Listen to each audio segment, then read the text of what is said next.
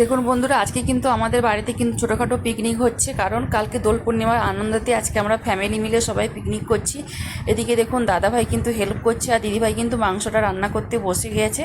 প্রথমে কিন্তু পেঁয়াজ টিয়াজ কষানো হয়ে গেছে, রসুন টসুন সব মশলা টশলা দিয়ে এদিকে মাংসটাও ঢেলে দিয়েছে। দেখুন মাংসটাও কষানো হচ্ছে।